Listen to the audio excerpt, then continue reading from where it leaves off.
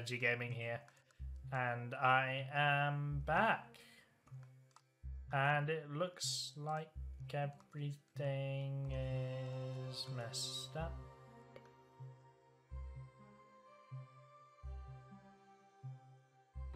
Okay, I know where I am now. Right, cool. He rotated the colours and I didn't pay attention.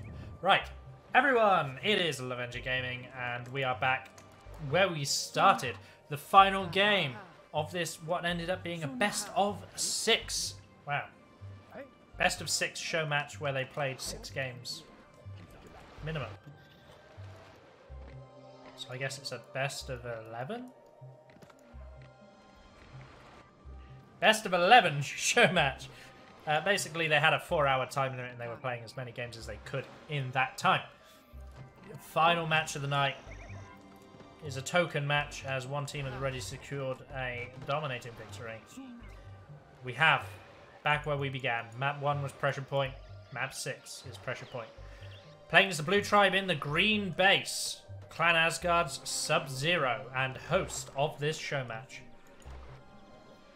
Playing as the red tribe in the yellow base of the Clan Overpowered, it is Babo. Playing as the yellow tribe in the red position. I know what I'm doing. It is Clan Asgard's Ahmed. And playing as the green tribe in the blue position, it is Clan Asgard's Keith52. So, Team 1 being Sub-Zero and Babo, they have had a commanding and dominating performance throughout the series. They took 4 out of the 5 games, with the game they lost being 2-on-2 on the unfavourable colours. They were rotated to green and yellow. They did win face-off on the favoured colours, though, by abusing the heck out of blue base. But they did win a very impressive pressure point game to start the series, and 2 very other interesting games. The whole series has been very interesting to watch, actually, so thank you to Sub-Zero for arranging this. He's done this to increase competitive spirit in the Populous community, and it's been very fun to watch, very fun to listen to the players talking, and for me, very interesting to actually shoutcast as well. Now Craig's come in to the base and stolen quite a few wildies, which is good to see. Now wildies won't respawn because of the enhanced edition that they are currently playing on. That's turned off, so dead wildies stay dead. Stolen wildies stay stolen. So blue's going to be off to a really rough start with this game. But anyway, looks like Ahmed's done very well with his red base. He's gotten it up nice and quickly. Typically, I like to see players put a warrior hut here, but he's opted not to, going for the standard hut. It's not mandatory to put a hut there, a warrior hut there. It's just something that I personally like to do. Babo's been stealing Keith wildies on the side strip as well, so Keith has been absolutely butchered on this convert.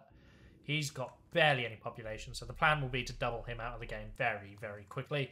I strongly suspect, and you can see he's barely got a base compared to all 3 other players who have almost completely finished their first wave of initial building.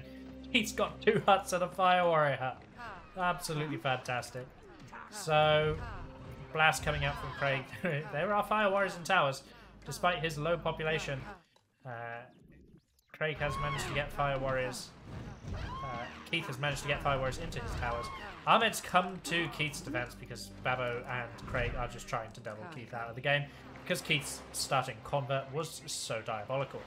Now Babo's been smart about that, so he's made sure he's got his frontal base filled up with fire warriors immediately, so that it makes it hard for Ahmed to counter-attack him. He'll then fill up these towers and just make a point around securing middle. And because Keith's so weak and so far behind on population, he'll secure this strip as well and build all over this. So the play probably is to take these Braves that are building out this side strip and build a wave of deep towers for Keith and fill them yourself. Your ally's so weak that they can't build their own towers, build towers for them. Oh, Craig goes into the water. He might be trying to force this a little bit hard. I can see him giggling on stream, so I think he realises it as well. As you can see, keep the effects of a bad convert. Now, typically, blue is one of those bases that just seems to end up that way. But what you often find with a lot of players, and you can see Keith's going mad at it now, Blue is a dismantle base. If you're good at dismantling, you can make blue work even with the worst combat possible because you can just dismantle the ever-living heck out of it.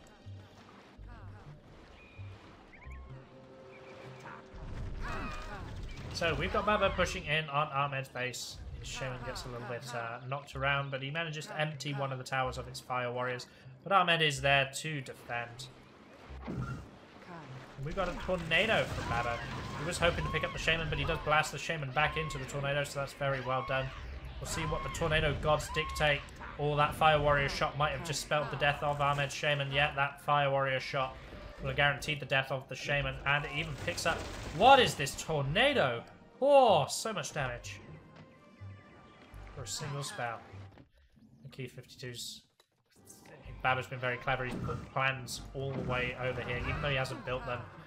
And that typically means that Keith can't just place plans down. Now, Babo's pushing up into Ahmed's base. Keith has already taken an earthquake on his defense, but Babo's getting in. Babo's getting into the base. Fire Warriors are pushing him around. He needs to cast. If he's got an earthquake, he needs to cast it now. Oh no, the Fire Warriors have died. There it is. The earthquake nice and deep into the red base. That is not where you want to be taking an earthquake as red base, and it's perfect. It gets the Fire Warrior hut.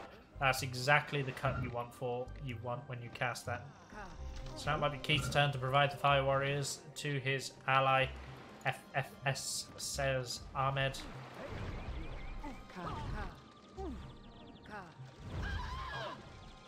Craig, don't die to one warrior, man. Oh, man. Very embarrassing death for Craig there. Very silly, very silly. But Ahmed's taken a big blow to his base, and he's having to build a Fire Warrior hut in an unideal position. You don't want to be putting your Fire Warrior hut here when you're red. Especially with the hill, it's going to take the Fire Warriors so long to reinforce the front line. But he's got no other options, really. That's kind of what he's left with.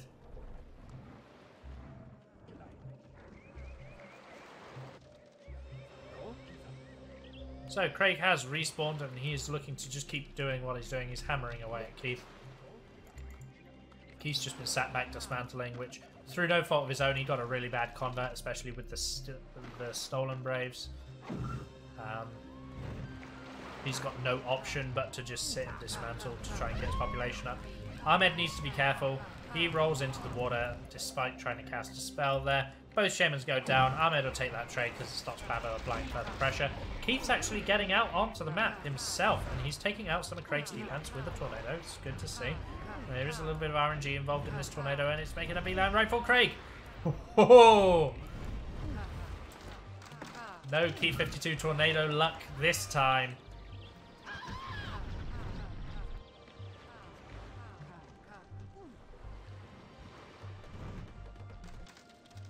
So many warriors. Managed to get a good couple of kills on some population here. It looks like Babo's tower is finally getting taken down, but Babo's actually managed to build one of these huts. One of these forward huts that he queued up when he placed that tower has now been built. This is very good because you have to remember, not only is this considered Keith's territory, what would be normally be blue bases, but in this case green bases territory. But if Green wants to kill this, it leaves behind damaged ground. So not only is it going to take the time it takes him to kill this, but then the time it takes for the ground to heal as well. And that's quite a lot of time that Keith's not going to be able to use this land either for defenses or anything else. And you can see that Babo's just going to continue trying to fortify it. He's got, he's got nothing better to do with those Braves. And while that's a hut, that will increase his own population. Not by much, but definitely notably. A couple of tornadoes out Babo, just stripping back Ahmed, trying to keep him pinned into his base. Ahmed's finished his second Fire Warrior hut, but that's probably the worst facing of the entrance you could have possibly done. Really, really bad positioning for that Fire Warrior hut. Now, Keith's doing his best to try and shore up his defenses. His front wall defense is looking pretty decent now, but his side strip, this Babo building on it, has just caused all kind of pandemonium. And he is building up that tower. He is getting that tower up.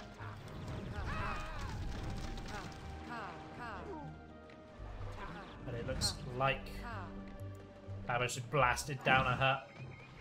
Lightning spell comes out from Keith52 onto Craig. Craig goes down.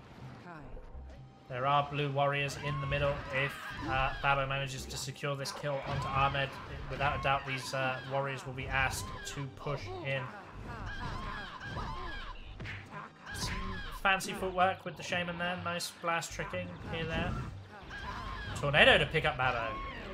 I'm not sure I agree with that in this situation, because Ahmed's so far back on the map, he needs every little spell he can, but at least he kills Babo there. But look, he really could have used that Tornado to strip back some of this red defense. This is a completely dominating game of pressure point. They have just built everywhere, and they're just continuing to build into Keith's land. Ghost Army's coming out from Ahmed, but this is what we're talking about by he really could have used that Tornado. Probably see an Earthquake onto the defense. Babo needs to be clicking these towers. He does. One more shot. Oh, double Earthquake from Ahmed. Beautiful. Managed to get off the second Earthquake. Let's see what it does. Nice. It opens it up nicely. Babo is blasting near the troops to cancel their deaths from lava. The dying from lava is an animation that gets replaced by the jostling animation on blast. But Ahmed left himself open and exposed. Keith, forced to camp behind his defenses to try and re-establish himself, meant that Craig could just go over to Ahmed, double him with double Earthquake, and he finds some success. I hear a Shaman being controlled, but I don't see her. I'm assuming it's this one. I think a sound engine messes up where sound comes from sometimes. Now Keith is trying to secure the middle, and that's important. Pressure point in the middle is incredibly important for this kind of map. And he's done well, if you look. You know, everyone's got their bases built out. Keith's base is built out and even starting to upgrade. So given the convert that Keith started with, you have to give him credit. He's done phenomenally well to get himself up to this point of pressure point. I'm starting to understand why the map is called Pressure Point. All jokes aside, we've got Ghost Armies out from Craig. He starts to do this every time he respawns. He'll throw down a Ghost on his Shaman. And it starts pretty easy to monitor, but as the game goes on, you really start to lose control of which Shaman is which.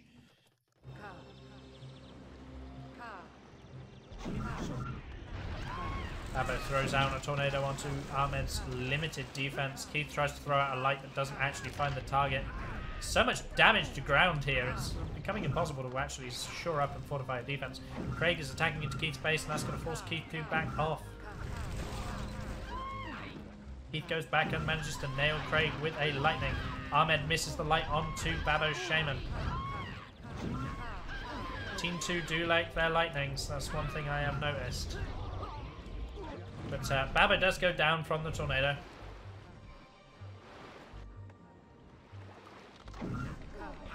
So now we have Keith52 taking the middle, securing it. You might even go as far to say.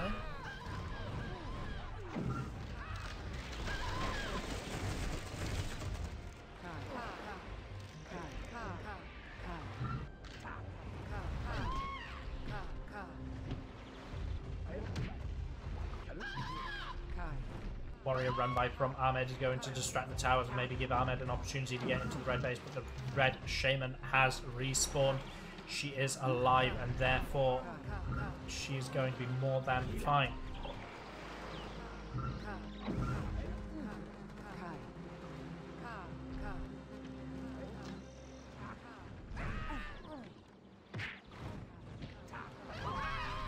Green Shaman does go down to a light, but manages to nail the blue Shaman with a light of her own as well. Babo finds a light onto Ahmed, which means he is the only Shaman still alive right now. Does he have any warriors? I don't think he does. He does have a warrior training her. I don't think he's got any warriors. Which means he's going to have to try and get into this base strictly off of his own spells. Not to say that that's impossible, but it will be limiting. He'll probably have to cast his Earthquakes at the entrance of this base. There's one. He's just casting the one, it seems, for now. And that lowers down the ground in the worst possible way for Babo. Makes it harder to get into the red base. And easier for the red to create a sort of insurmountable wall. Craig has been pushing his towers and his huts even towards Keith's base. Really, Keith has done phenomenally well to have as much of a population as he does and as many upgraded huts as he does. But Team 1 have done a great job of just suffocating Keith for resources. You know, none of these trees are his.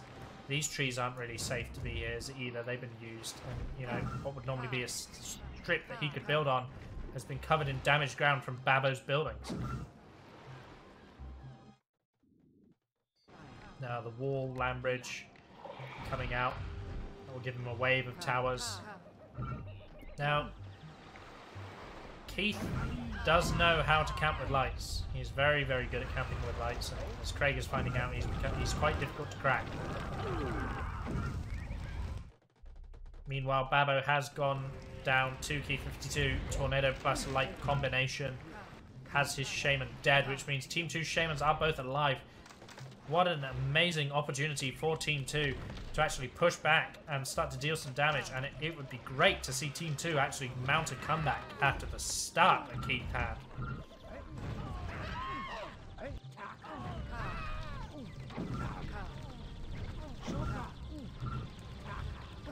Babo is up and alive.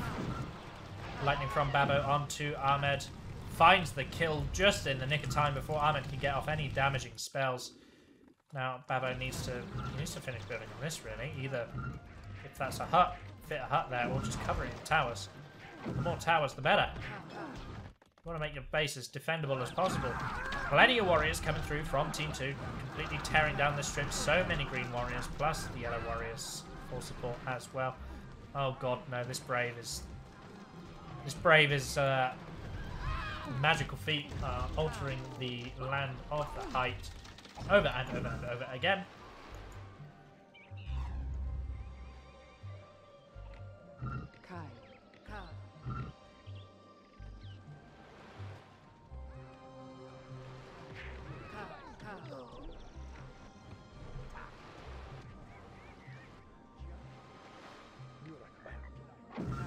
So we have got Ahmed pushing forward. At the same time, Keith has Earthquake to Craig's side strip. Now we've got Red Lightning. Does find the kill onto Ahmed, giving Babo the opportunity to push into the base. Equally, Craig is alive and looking to push green, but Keith has retreated to deal with a massive warrior run by the looks of it, and he is immediately going to get into that tower. It's Keith. Throws a lightning out onto Craig, doesn't quite find the kill. Is there another light from Keith52? I don't know. Yes, there it is. There it is. Keith52 on a hill with lightnings.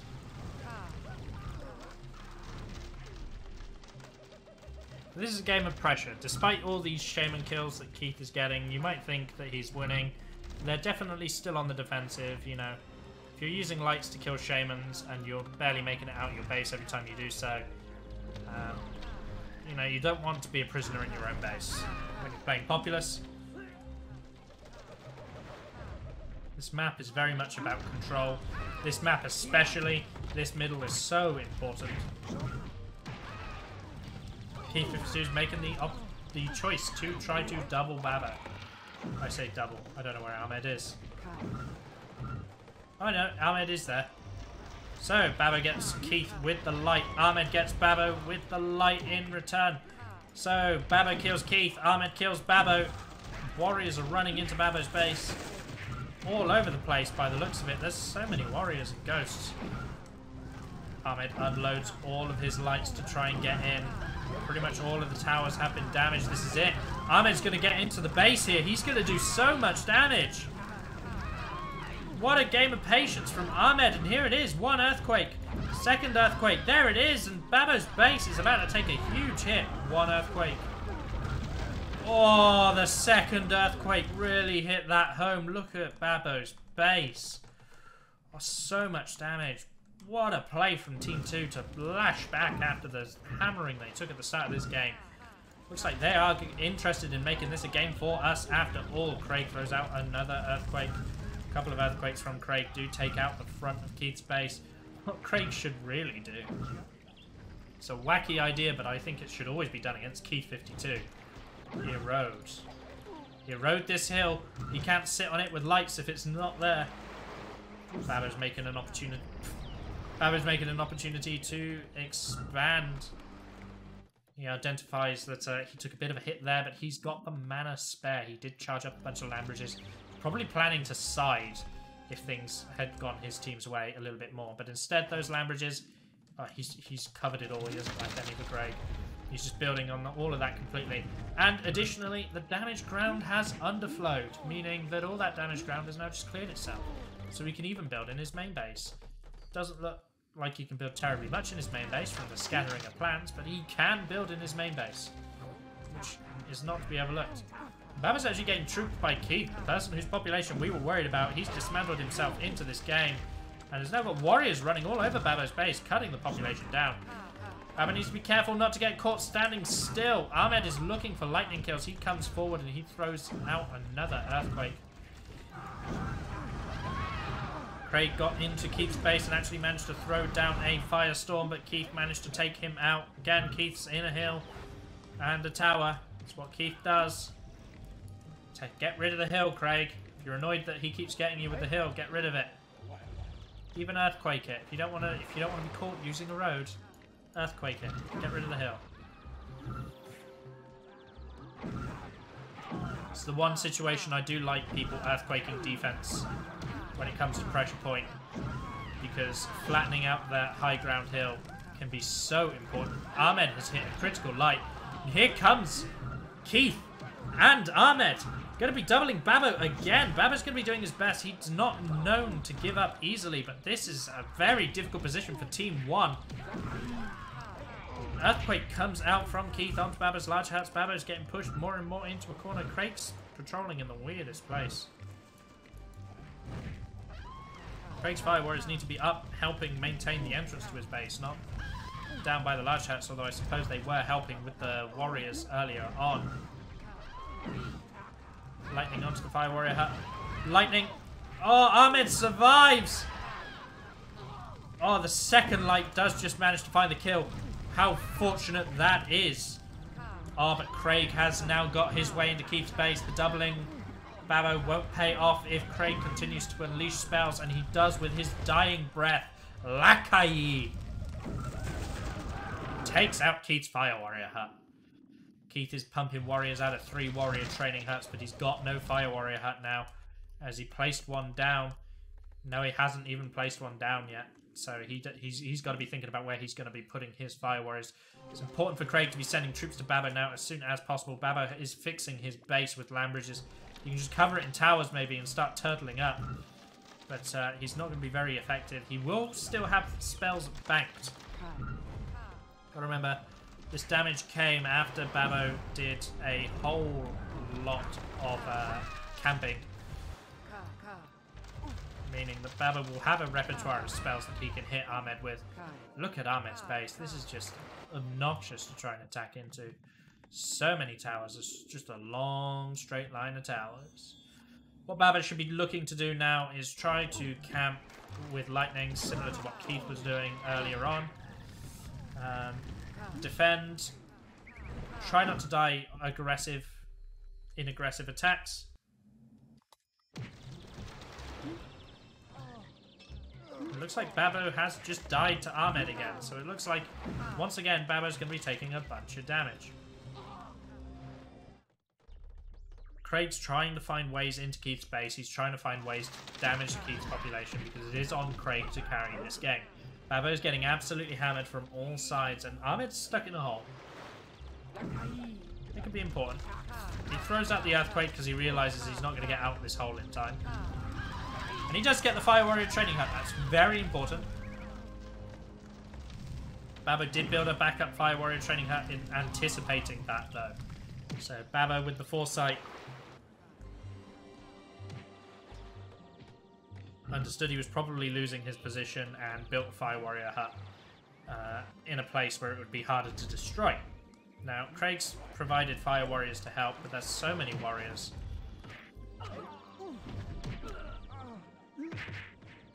Babo needs to be thinking about getting these towers filled. They're repaired, but they're not filled. Keith's just going to keep pouring green warriors into the base. Which one of these Craigs is the real Craig? I think it's this one. Be very impressed if it was this one and Keith didn't care. Swarms coming out, sending warriors running everywhere. They do take some damage when they're running away from Swarm.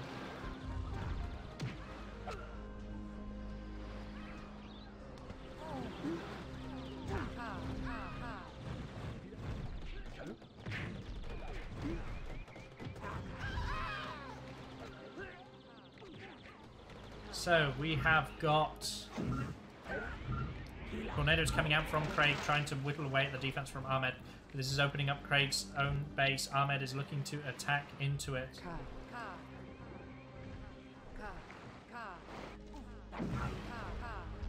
Lakai. Problem with that defense is it's all one straight line, so this earthquake could do wonders. And it doesn't do bad, you know, it does open up the base a little bit. Now Keith and Ahmed are going for a double, and it's going to be a devastating double on the side strip. Craig is caught attacking, which means Babo has to defend.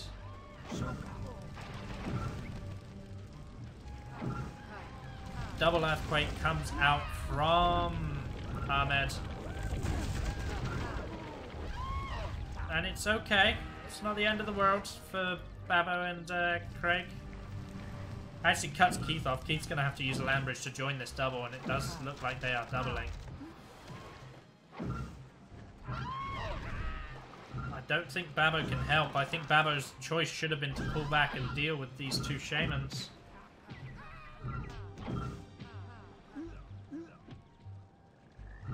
It could potentially be okay. I think both the shamans are choosing to focus on Babo's base, which might actually be a bad decision on their part. They're trying really hard to remove Babo from the game. And that decision could, in fact, cost them. Because Babo's fine. They should have gone into Craig's base and done some damage. Craig has been untouched all game. You're attacking the already weak player in the hopes of weakening him slightly more, when really you should have been attacking the stronger player to try and bring them down into a weaker position. Because look at this. Babo's got plenty of troops. You know, even if you had done lots of damage to his pop, he's still got all these warriors. And this attack has been absolutely devastating. He's gotten in. They've both gotten in. They managed to work together. And the double trade ended up going better for Team 1, I think. Keith does pick up a couple of extra large huts. Ahmed, Shaman, is flying around. Ahmed's helping Team 1 destroy his own base with his land bridges.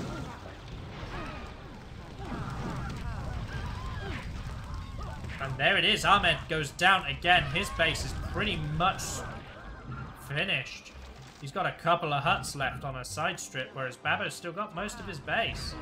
There are warriors here, and Keith is doing his best to blast as much as he can, but Keith's base got damaged as well, remember?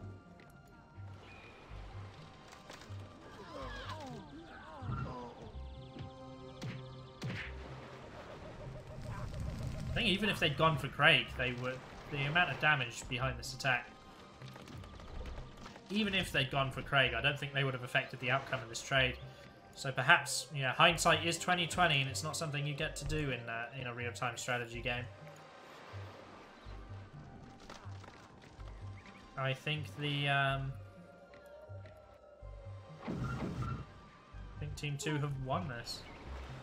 Team 1 even. I don't know which team's which. I think Team 1 have won this, and I don't think Team 2 should have gone for the trade at all. I think they would have had to have pulled back and tried to defend themselves.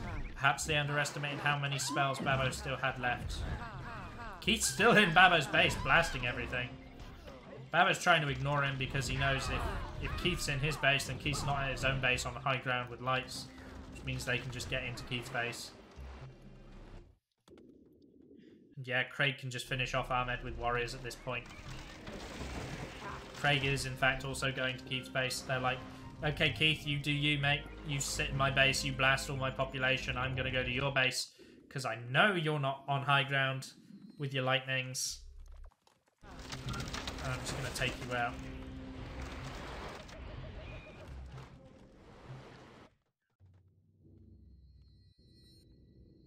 Ahmed population. What little of it remains. 13 Braves. Gray's just waiting for the spells to launch his next attack. Oh, Ahmed does have a couple of warriors in Babo's base, tearing it down. But Babo is here on the side strip. Does Babo have any spells? I doubt he does, but we'll see.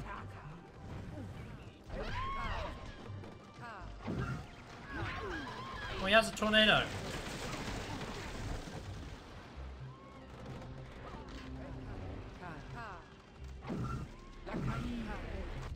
Earthquake from Ahmed onto...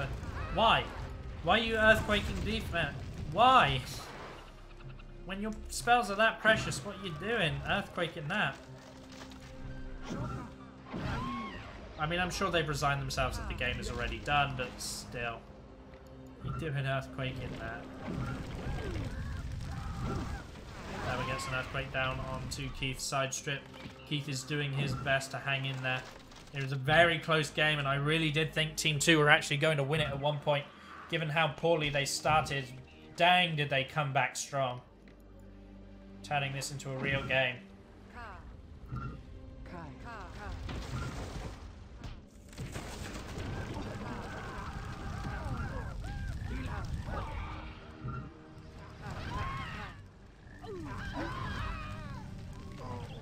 Keith's just saying that Ahmed told him to go and defend, so it sounds like that was the play.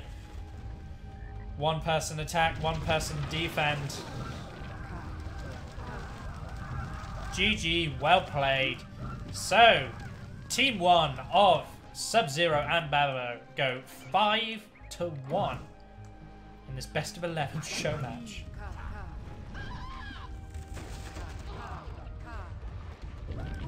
I guess it wouldn't be best of 11 then, would it? It'd be best of 9. Best of 9, I can do that. I don't know, but there are the surrenders. It is a good game. We've cast 6 games tonight, and they have been fantastic. Congratulations to Babo and Sub-Zero, and especially thank you to Sub-Zero for, first of all, making a spectator slot available for me to cast all of these games, and also coming up with the idea of having this 2v2 show match to promote competitive play.